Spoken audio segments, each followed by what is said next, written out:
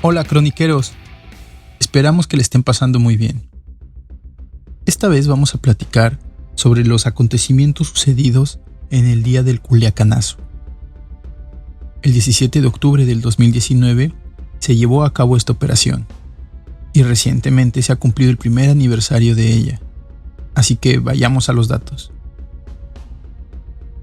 En base a las declaraciones, investigaciones y evidencias durante el juicio que se lleva a cabo contra el ex líder del cártel de Sinaloa, Joaquín Guzmán Loera, alias El Chapo, se ha obtenido información sobre el involucramiento de parte de sus familiares, específicamente de algunos de sus hijos, en las actividades delincuenciales de dicho cártel, como la elaboración de drogas sintéticas, homicidios, enriquecimiento ilícito, entre otros.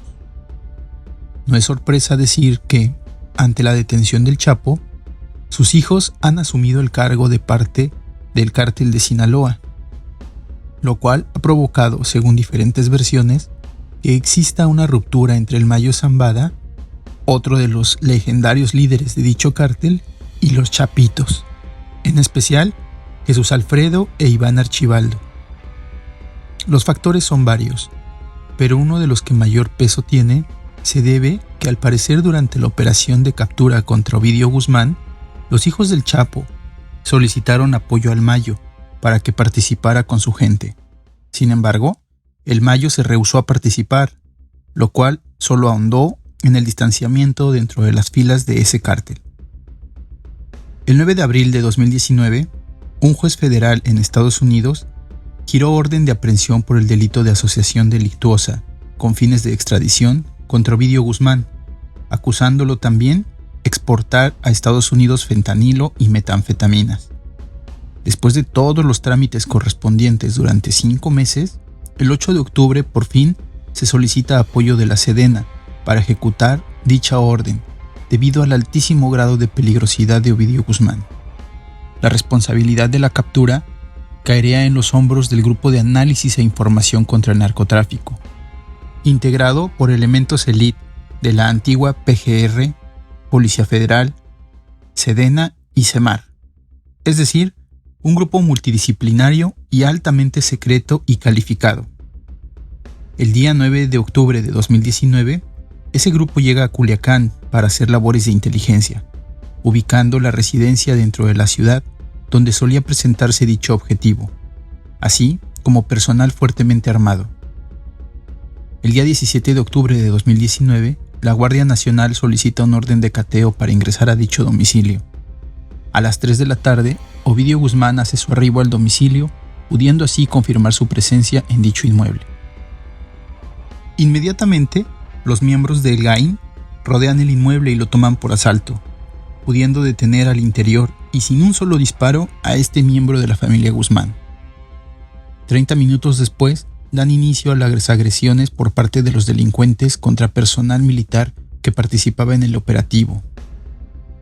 La operación se encontraba planeada con un círculo primario de seguridad en las proximidades del inmueble donde se capturó Ovidio, y también estaba planeado que hubiera un segundo anillo perimetral o externo de seguridad, el cual nunca se pudo concretar, ya que el personal que se supone debería asistir en la seguridad perimetral fue agredido en las calles de la ciudad en diferentes puntos, generalizándose así los tiroteos por toda la ciudad de Culiacán entre las fuerzas militares y los grupos de sicarios que se movían en células de 30 a 40 individuos, utilizando tácticas militares, también los criminales.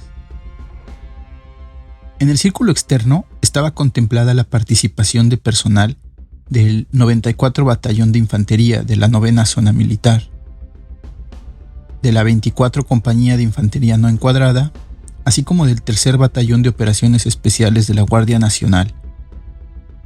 También se encontraba contemplada la participación del 110 Batallón de Infantería. El plan original estaba pensado en trasladar por tierra al objetivo, hasta el aeropuerto, lo cual constituía para nosotros el primer reto y a nuestro parecer el primer desacierto, ya que ese traslado es de 12 kilómetros a través de la ciudad de Culiacán, lo que iba a suponer una especie de pista de campo traviesa para el equipo de extracción. Cuando se confirma la captura del objetivo, a las 3:30 de la tarde aproximadamente, se le pide que solicite a las fuerzas criminales que ya estaban intentando liberarlo que detengan su accionar en dicha llamada. Según reportes de inteligencia, en la misma llamada, uno de los hermanos de Ovidio rechazó la petición y amenazó con actuar en contra de las familias de los militares en Culiacán. Es a esa misma hora que se comienzan a dar las primeras bajas del ejército. Las agresiones a personal militar comenzaron mientras los encargados de la seguridad externa son interceptados en la ciudad.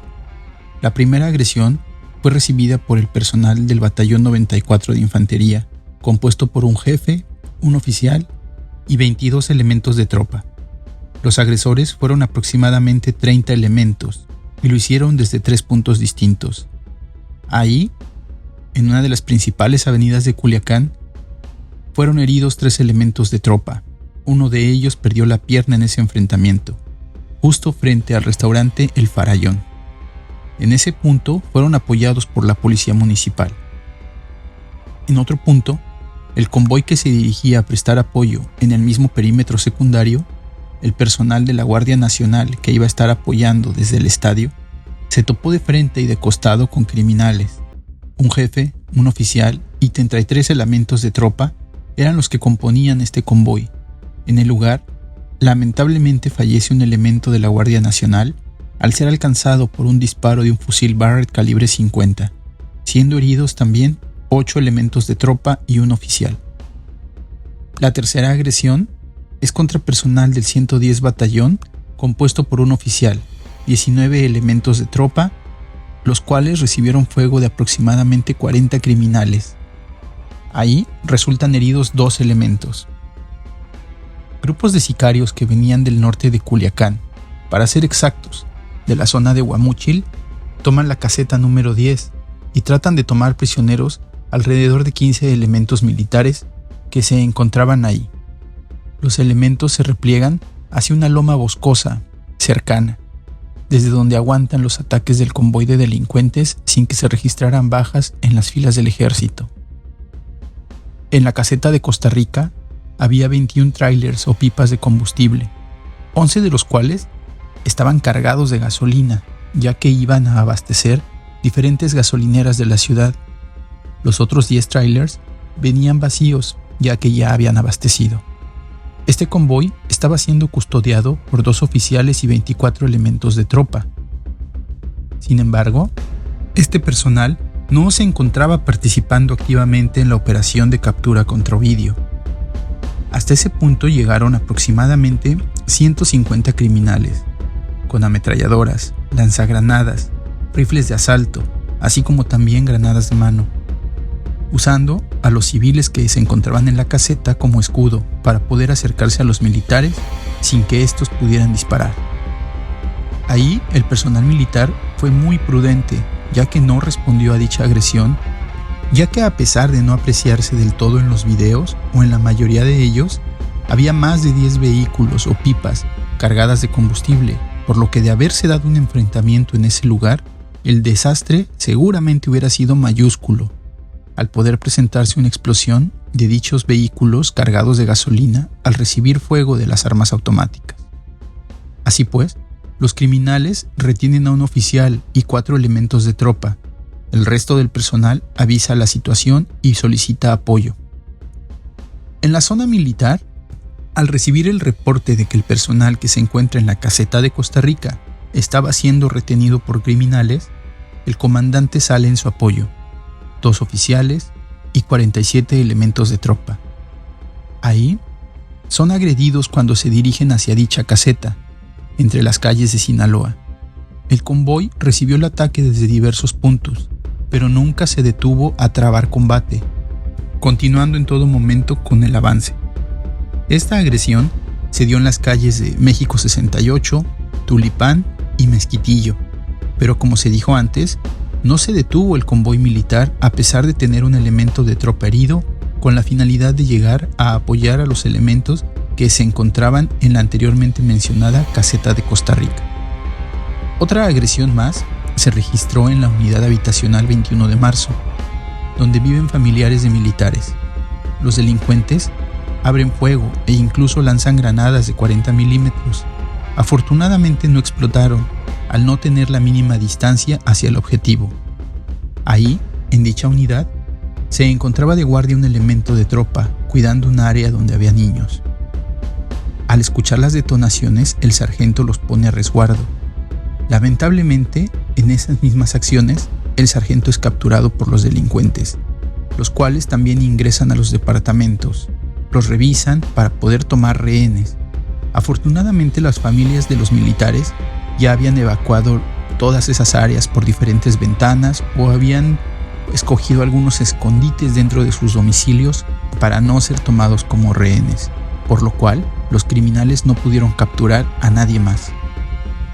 Al recibir la noticia de que la unidad habitacional está siendo atacada, el comandante de la 14 Compañía de Infantería No Encuadrada se dirige a responder la agresión para proteger la unidad y es agredido mientras se desplazaba hacia dicha unidad pasando por las calles de México 68, Mezquitillo y Tulipán, que son precisamente las calles donde ya se habían encontrado previamente los delincuentes con el personal militar del otro convoy que también había pasado por ahí minutos antes hacia la caseta de Costa Rica. Este convoy de la 14 Compañía de Infantería No Encuadrada se componía de un jefe, 2 oficiales y 17 elementos de tropa. La primera agresión fuera de la ciudad de Culiacán fue en el crucero de Jesús María y fue contra un oficial y un elemento de tropa. Ahí había un retén de criminales, los cuales al registrar el vehículo se dan cuenta que son militares los tripulantes de dicho vehículo, ya que los 2 elementos, aunque se encontraban francos, tenían un tarjetón para ingresar a las instalaciones militares, por lo que fueron retenidos. Otra agresión fue sufrida en el puesto de vigilancia El Refugio, el cual está en una estación de ferrocarril. La misión del personal que se encuentra ahí es supervisar el tren y ver que no se estén cometiendo ilícitos como transporte de mercancía o de personas en situación ilegal. Había ahí 8 elementos de tropa cuando llegaron los criminales. Ahí retienen a 3 de esos elementos que participan en la revisión de los vagones de trenes y se los llevan con la finalidad de intercambiarlos más tarde. Esta acción fue observada por los restantes elementos que estaban verificando otra parte del tren, los cuales procedieron a dar aviso. En el fuerte, el cual es un destacamento que generalmente vigila una pista de aterrizaje para evitar que se le dé un uso indebido, ahí, al recibir la noticia que sus compañeros están siendo retenidos en el refugio, salen en apoyo 12 elementos de tropa y solicitan apoyo de la policía municipal, integrando así una base de operaciones mixta, la cual más adelante es agredida por alrededor de 40 sicarios, sufriendo solamente daños en sus vehículos. Siendo esta la última agresión ese fatídico día del 17 de octubre en Culiacán. Sin embargo, nos gustaría hacer hincapié en diferentes acciones u omisiones de la autoridad, las cuales creemos que se pudieron ejecutar de diferentes maneras para poder llevar a cabo con éxito la culminación de dicha operación. Uno de los errores fue que el apoyo para seguridad perimetral partió de las instalaciones del ejército, los cuales en una ciudad como Culiacán, que tiene una fuerte presencia del crimen organizado, todo el tiempo están bajo vigilancia.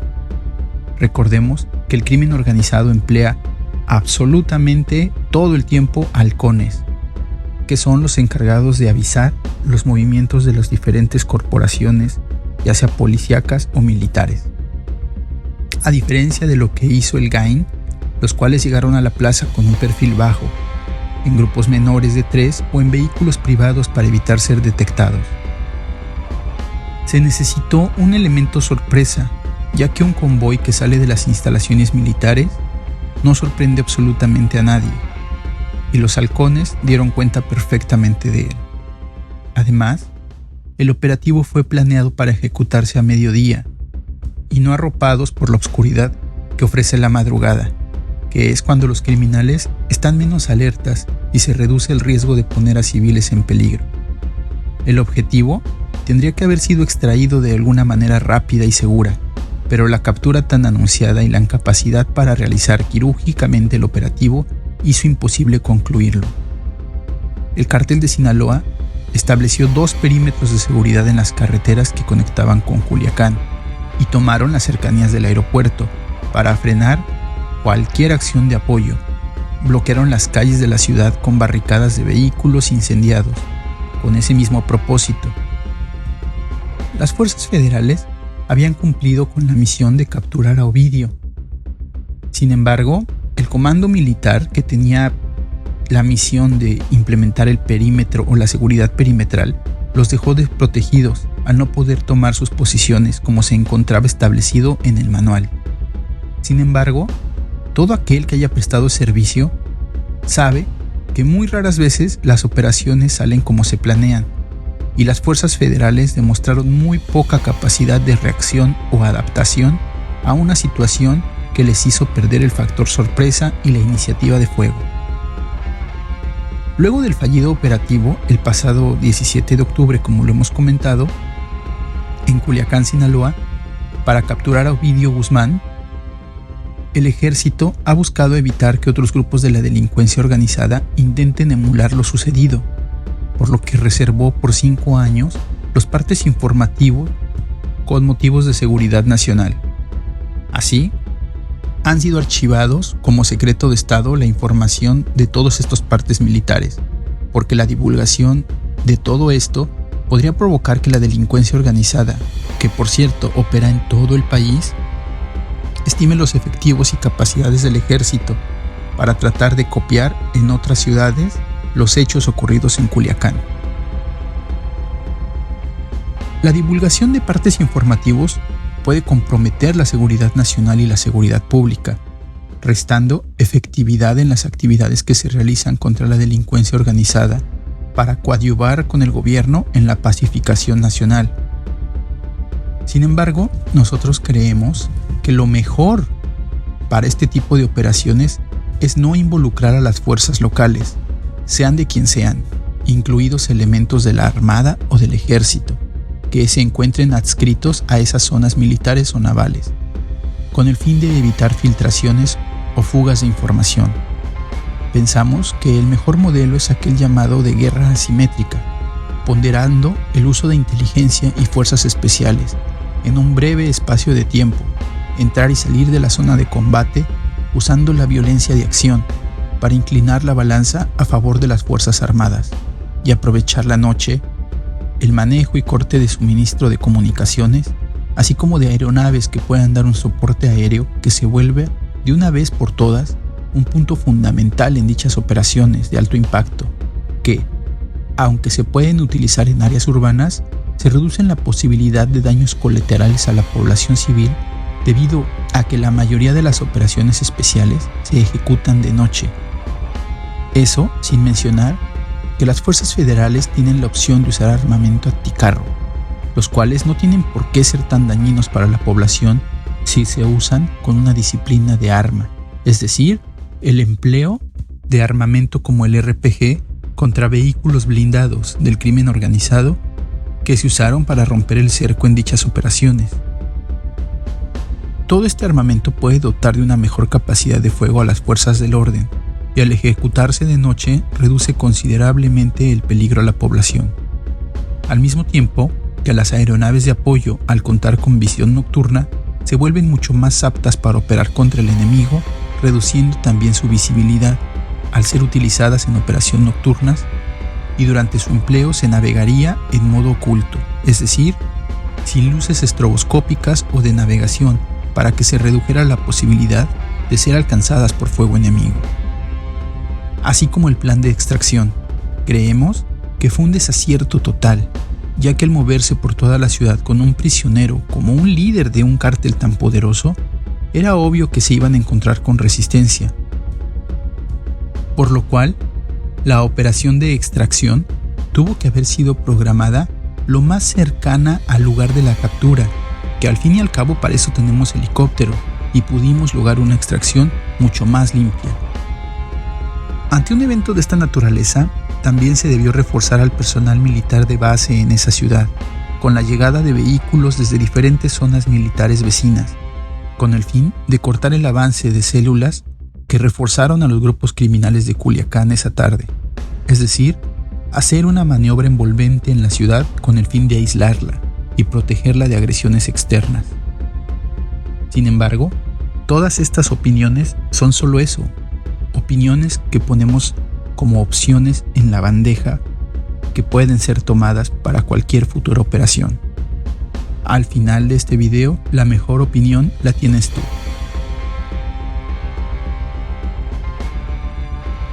Si te gustó nuestro trabajo, nos ayudarías mucho suscribiéndote, y si quieres que sigamos haciendo este tipo de informativo, déjanos tu like. Cuéntanos tu historia de guerra en el mail que aparece en pantalla. Síguenos en nuestras redes sociales y activa la campanita de notificaciones para que sepas cuando subamos nuevo contenido. Cambio y fuera.